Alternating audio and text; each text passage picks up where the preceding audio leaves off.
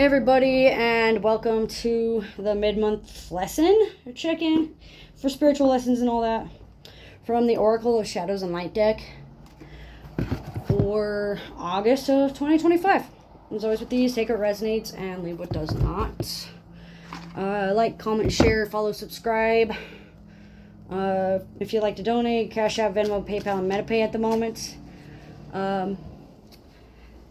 If you'd like another read or you'd like a personalized session or something like that, my link will be in the description below, or you can comment below and we'll figure something out.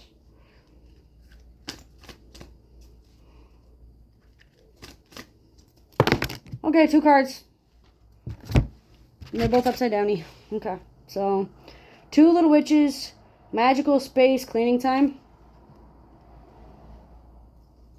And witch at the end of the world, an important end to a new beginning. So they're upside down. So what this means is we're still learning as a collective what needs cleaned, how to clean up our act, what exactly we're still entrapping ourselves with, what thoughts are still trapping us in old cycles, what emotions are still holding us hostage, or what emotions are we holding hostage to make it seem like they're holding us hostage? Where are we gaslighting ourselves? Cinnamon brooms are very essential. Cleansing your body and cleansing your home. Being able to make space and make time for things.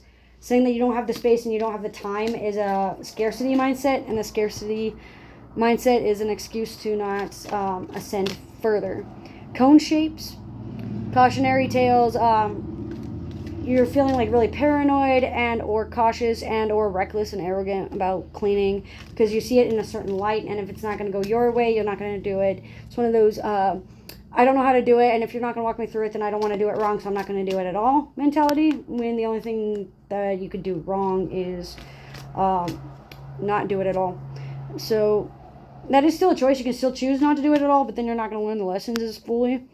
It looks like you're refusing to learn an important lesson. You're avoiding a certain topic or a certain phrase or a certain trigger that you just don't want to hit yet, because every time you hear that phrase or you know that word or you think about that one thing, then something that triggers you pops up, and then you roll into memories and PTSD, and you just don't want to relive the memory over and over again. You don't want to relive the hurt and the empathy that you felt for the other person.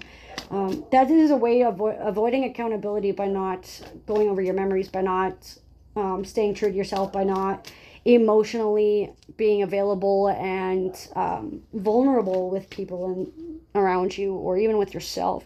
There's a tone of cynicism and pessimism going on. There's a tone of cynicism due to like insecurity and a lack of safety being felt. There is a discomfort in how long it's going to take, and you just don't see why it's going to take all of your life, and it's going to affect you all your life, so you don't see why you have to change now when you have your whole life ahead of you to do it, basically.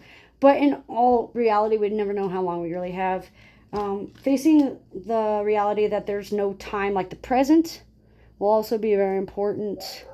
But there needs to be an end to something in order to make way. There needs to be an end to a dirty habit or over-reliance on someone or codependence on something due to envy or jealousy or denial. There's a lot of incomprehensible things happening to you. There's a lot of things that you don't quite understand. Trying to play the pity card to gain sympathy only works so far. Superficiality, materialism, shallowness, hedonistic views and mindsets due to feeling banished or feeling exiled or feeling excluded or excluding others. Banishment rituals, protection rituals, exorcism rituals can be very beneficial. Gray magic can be very beneficial, especially with gray witchery and green witches and black witches. Elemental magic and such can be used as well. Learning your element. You're not listening to the epiphanies. You're not listening to those revelations. You're getting those aha moments, but then they're fleeting. And it's like you're not hearing what you want to hear, so therefore you never got told anything. Or you can't grasp what you were told. Like, for example, I'm going to use myself as an example. I was told that a certain someone was not my true twin flame, and I'm still holding some cognitive dissonance practice that I need to do in order to get over that hump. Because every time I try to get that thought out of my head, it ends up reliving the memory, and I don't want to relive the memory, so I tell it to stop. So that's basically what it's talking about. Not necessarily a true twin flame dynamic, but a past love, or a family member that passed away, or a fur baby, even an animal passing away that you've cared about, a plant that is dying or dead because of this kind of stuff. It looks like there's another card here. Strange Valentine. So, love is strange. And people are stranger too. That song, People Are Strange, popped up. I don't remember who sings that, but that's irrelevant at this point unless you feel like you need it translated. Or you feel like called to that song, People Are Strange. It looks like there's a lot of frivolous ideas and a lot of infidelity going along. A lot of falsehoods about love, fake promises, false hopes, false dreams, wishing for something that'll never come, or wishing for something and then when it hits, it's not how you perceived it, so therefore you don't like it. Things aren't always as they seem. The walrus sticks out. The old lesson of the walrus and the carpenter from Alice in Wonderland stick out as well.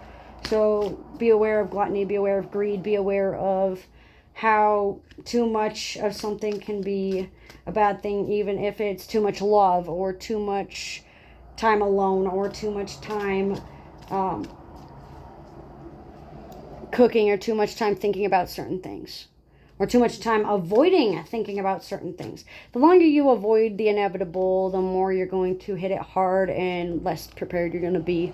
So just being aware of that, especially for 77s and 11s and 17s. Again, those numbers are for those that are called to them. We can always do a reading if that's something you're into. Lockets, talismans, and emotional connections. Entanglements need to be worked through. Sexual ties need to be worked through. Soul ties need to be worked through. Fur babies, fur coats, fursonas, like furries, stick out as well. Working with your anthropomorphic guides and your love guides to help will be very beneficial.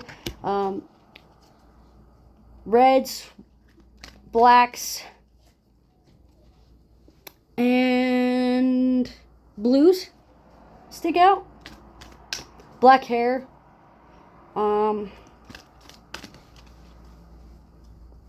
Beady eyes. Like beads. Yeah, I guess we can squeeze one more card in. Eclipse Mermaid, a powerful energy shift.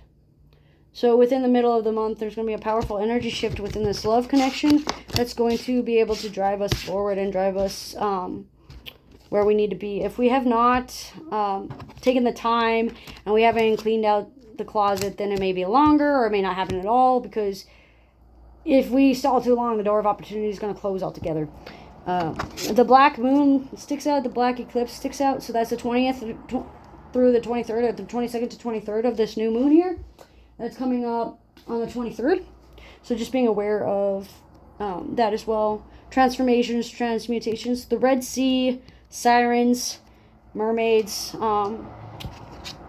reality checks are going to be of vital importance as well for the midweek or the mid-month lesson check-in.